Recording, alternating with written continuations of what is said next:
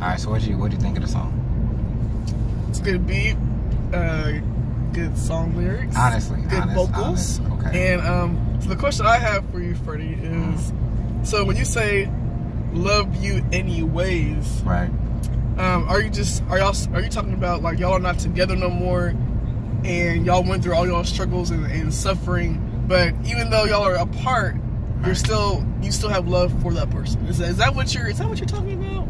Actually, so when I wrote the song, it was really we were still married, and it was an encouragement to myself, like to continue to love regardless of the situation that occurred. You know what I'm saying? So it was more of I don't know, just digging deep and trying to hold on to something, and just focusing on God's love that He has for me. And so through that love, I can love somebody else regardless of what the situation was. Okay.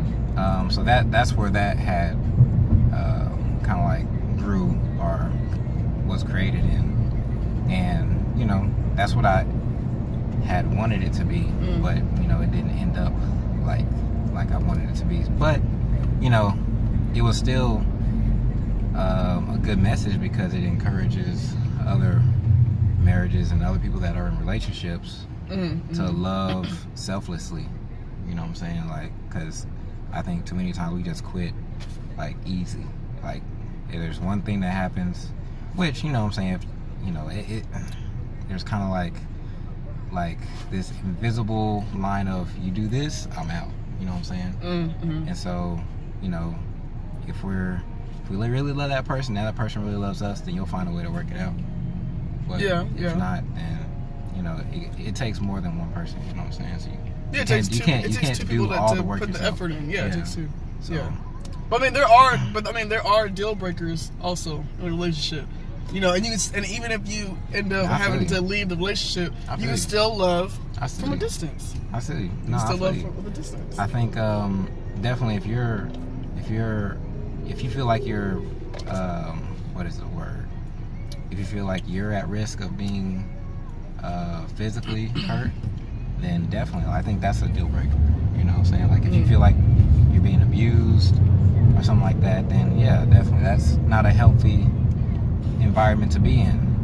If you feel like, of course, infidelity comes into play, and some people can work through that. But if the person who did it isn't willing to like work it out or willing to become better in that area, or whatever, like that person maybe not care, then that's different. Like, all right, you gotta look what you have and look at what's really staring you right in the face, like the truth. Like the person might not change at that point. So people have different breaking points. People are more patient than others. Some people don't have any patience. So it just kind of depends on the person, in their relationship with God. So and I know that I was definitely patient when I was with my ex. Cause I think I gave him probably about a good. You said what? No, it's fine. You can record it. Yeah, it's fine. I'll be here. I don't care, cause I'm good now. This happened years ago, and if the person that was in the relationship or who I was with, they,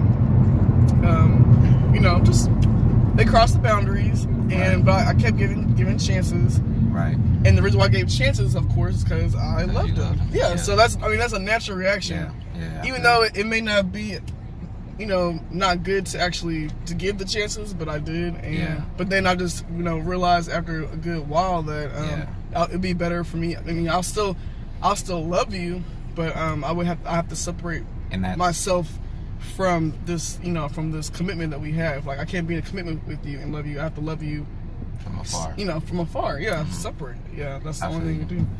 I think that once it's like if the okay, so y'all were like boyfriend and girlfriend, right?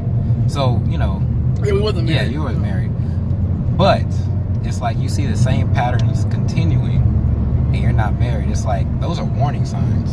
You know what I'm saying? Like those are warning signs. Like, all right, this person is lacking in this area. Are you able to deal with that? And so you saw that, you forgave him for what he did or whatever like that, but you kept seeing that. So I think it was a pattern. Yeah, it was a pattern. So he wasn't stopping. Yeah, so in that instance, yeah, of course, there's no real commitment at that point. So those are just warning signs to say, hey, if you decide to, go a step further in this relationship, expect this to happen. Yeah.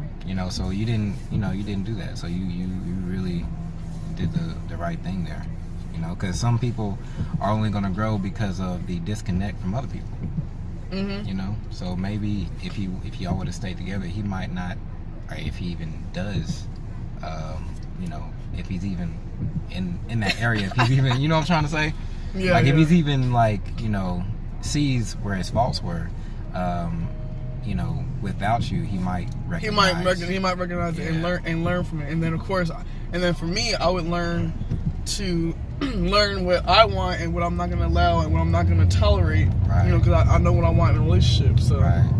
I know what I want to do. I'm willing to deal with. Yeah, pretty much. True that. Yeah. That's what's up, Chanel. And you don't, like I said, to y'all out there, whoever y'all are, if you're in a relationship and you don't feel, you in a negative, depressed state of mind, and you have low negative emotions, then you probably need to get out. Especially, you should have more positive, happy moments and more happy emotions versus the negative. I'm not saying that the negatives aren't going to happen. Cause that's what I said. The negative's going to happen. I never said you can't have no negative emotions at all. I'm saying if the negative outweighs the happiness, then you need to probably get out. That's when you got to reevaluate the relationship. Then you got to reevaluate it, and then you actually have to talk and sit down and say, listen, I'm feeling insecure in this area because you're doing this, or I'm feeling this type of way. And I'm not saying I'm leaving, but I'm saying if you don't fix it, or if you don't do something to improve yourself, then I don't know what the end result's going to be. Well, then so if y'all come to a discussion and that person is not willing to at least compromise, then it's time to get out. Yeah. You don't sit there and settle. No, you walk out and you find. And I will be honest. I don't know. Thing is raining. Yeah, that's what happens. You have to use. What do you mean what happens? What do you mean? What do you mean? You shouldn't say, "Hey, it's raining." I didn't know it was raining. Wait, why you saying that's what happens? We're talking about couples and relationships. Oh, now it's supposed to rain. What? That was out of the blue. It was clear skies. What in the world? It's not supposed to rain right now. Well, it is. That's making me mad. That's crazy. There's no. Do you see the cloud? I mean, okay, No. I see a slight cloud, but dang, it's But raining they're pretty white. hard. They're not black. It's raining pretty hard. That's crazy. But but yeah. Upset. Okay, don't be upset. The rain is good. No, I have to put my equipment out. What you mean? It's not gonna. We're not even in Fort Worth yet. Oh yeah, it might be dry in Fort Worth, right? There's other places where it doesn't rain sometimes. Okay, let's just hope if you're that in Fort Louisville, Worth, it might rain, and in Dallas, let's just hope that Fort Worth is dry. I'm just saying. I don't do rain. I don't do rain. Well, should have brought a raincoat. I got an umbrella. See, there you go. But I have equipment. Again, I have I feel equipment. you. I'll help you with your equipment. I'm not saying that I'm gonna bring all the equipment in. I'm just saying I'll help I you never with some of said the for you to equipment. bring all the equipment in. But yeah, Just so it makes it harder for both of us. But fine, it should dry up. Yeah. Look at your footwork. It should. good talk, Chanel. Good talk. Good talk. Yeah. Good talk. The Freddie of the Chanel Chronicles. Just kidding. Just kidding. JK. Might happen. JK. All right.